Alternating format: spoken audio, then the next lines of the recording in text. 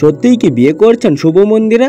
অপরদিকে তাণ্ডব নিয়ে দুশ্চিন্তায় নির্মাতা প্রযোজক। কি এমন হলো জানাবো আপনাদের। প্রথমে আসা যাক শুভ মন্দিরার কাছে। কুরবানি ঈদে মুক্তি পেয়েছে আরিফিন শুভর নীলচক্র সিনেমাটিতে তার সঙ্গে জুটি বেঁধেছেন নায়িকা মন্দিরা চক্রবর্তী। দুজনের এই জুটি বেশ পছন্দও করেছেন দর্শকরা। পদ্মার এই মিষ্টি যুগলকে বাস্তবেও এক হওয়ার পরামর্শ দিচ্ছেন অনেক দর্শক। দুজনের বিয়ে হোক এমনটাই চান তাদের ভক্ত অনুরাগীরা। সম্প্রতি মন্দিরা নিজের মুখে জানালেন দর্শকদের এমন আবদারের কথা।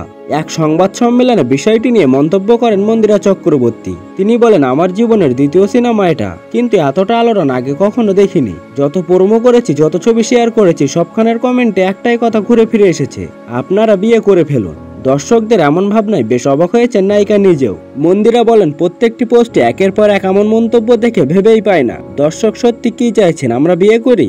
আমাদের জুটিকে তারা এতটা ভালোবেসেছেন যে ব্যক্তিগত জীবনও এক হতে দেখার স্বপ্ন দেখছেন। তবে এমনটা হওয়ার নয় জানিয়ে মন্দিরা পরিষ্কারভাবে বলেন, শুভ ভাই একজন অসাধারণ শিল্পী। আমি তার অভিনয়ের দিকে তাকিয়ে থাকতাম, ভাবতাম মানুষ এত নিখুঁত অভিনয় করে কিভাবে, কিন্তু বাস্তবে এমন কিছু অর্থাৎ বিয়ে হওয়ার সম্ভব নয়। অপরদিকে সাম্প্রতিক সময়ে সিনেমা পাইরেসি যেন অনেকাংশেই বেড়েছে।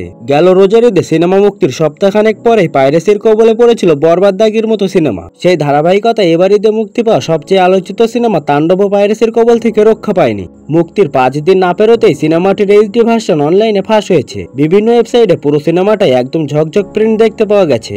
অতঃপর পুরো সিনেমাটি অনলাইনে চলে আসে। মুক্তির পর পাইরেসি নিয়ে সিনেমাটির টিম হুঁশিয়ারি দিলেও তা ঠেকাতে ব্যর্থ হয়েছেন তারা। এতে করে দর্শকরা হলে গিয়ে সিনেমাটি দেখার আগ্রহ হারিয়ে ফেলবেন বলে মনে করছেন চলচ্চিত্র সংশ্লিষ্টরা। যেমনটা হয়েছিল গেল ঈদের বরবাদ নিয়ে। অনলাইনে চলে আসায় মোটা অঙ্কের ক্ষতির মুখে পড়েছিল বলে সে সময় জানিয়েছিলেন বরবাদের প্রযোজক।